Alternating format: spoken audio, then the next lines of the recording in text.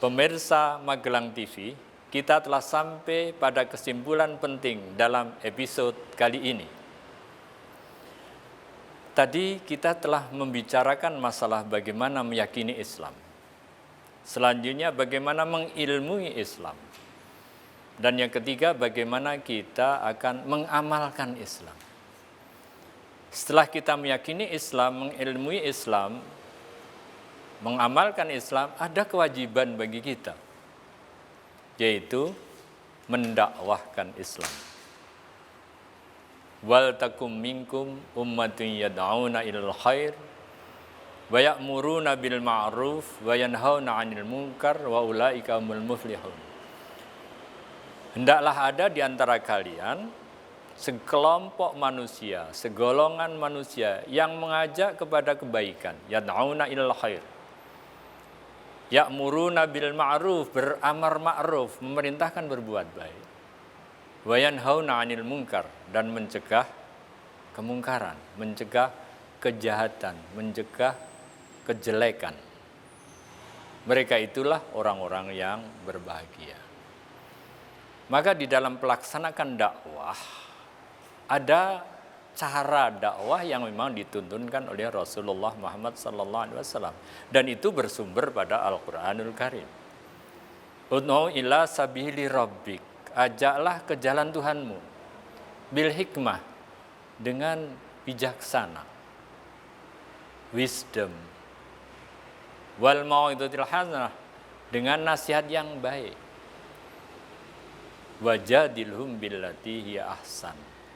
Dan kalau perlu dengan kebijakan belum bisa menerima, dengan mau'izah hasanah belum, maka wajadilhum billati hiya ahsan. Kita ajak berdebat, berdiskusi, bermujadalah, tetapi bukan bermujadalah menang-menangan, tetapi bermujadalah di dalam rangka mencari yang terbaik. Nah, dakwah inilah yang harusnya kita lakukan, bukan dakwah dengan kemarahan.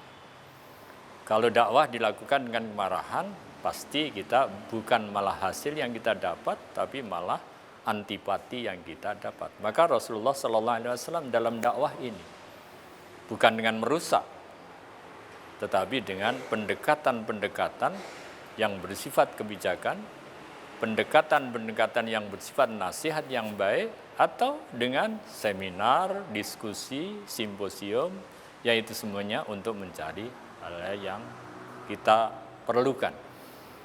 Maka dakwah ini adalah kewajiban kita semuanya. Pasti dakwah yang paling bagus di dalam Islam adalah dakwah dengan keteladanan. Maka Rasulullah SAW di dalam mendakwahkan Islam, baik di dalam masalah ibadah, Nabi mencontohkan dengan keteladanan. Di dalam akidah, Nabi pun mencontohkan dengan keteladanan.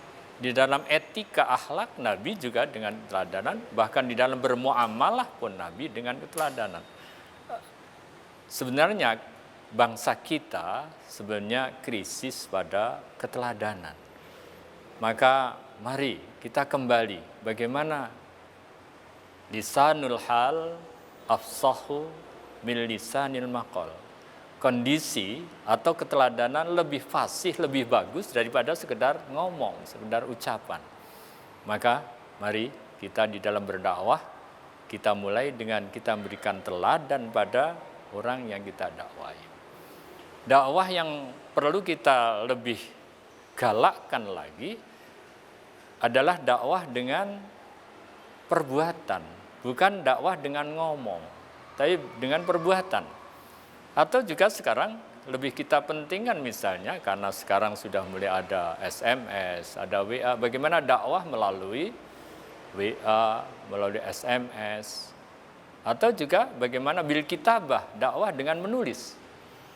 Tulisan-tulisan yang bagus, tulisan-tulisan yang membawa keindahan Islam pasti akan menarik orang lain, dan mereka akan tertarik untuk bagaimana memperdalam dan belajar Islam. Nah, inilah yang banyak kita lupakan. Memang kita ada jeda antara mendengar, menulis baru sebentar sudah dikejar oleh sekarang dengan model internet, sehingga kita agak meloncat.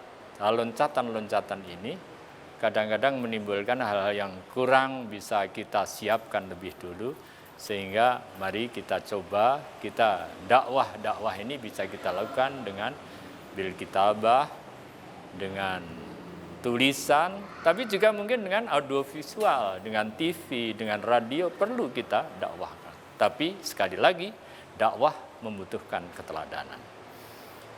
Setelah kita dakwahkan Islam, maka kita harus sabar di dalam Islam. Nah inilah, sabar di dalam Islam ini yang harus kita lakukan. Sebab segala sesuatu untuk meyakini Islam harus sabar. Untuk mengilmui Islam harus sabar. Untuk mengamalkan Islam harus sabar. Untuk mendakwahkan Islam juga harus sabar. Maka kesabaran itulah, wasbir ala ma asabak, inna dzalika min azmil umur. Dan sabarlah kamu terhadap apa yang menimpa kamu kalau kamu berdakwah, kalau kamu belajar, kalau kamu mengamalkan. Itulah perkara yang sangat-sangat berat, tapi itulah perkara yang mulia. Inilah 5 hal yang perlu menjadi komitmen kita. Pertama, bagaimana kita meyakini Islam. Yang kedua, bagaimana kita mengilmui Islam. Yang ketiga, bagaimana kita mengamalkan Islam. Yang keempat, bagaimana kita mendakwahkan Islam. Dan terakhir, semuanya itu perlu adanya kesabaran di dalam Islam.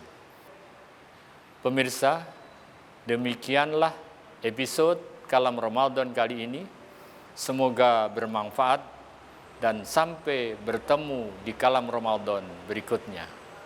Wassalamualaikum warahmatullahi wabarakatuh.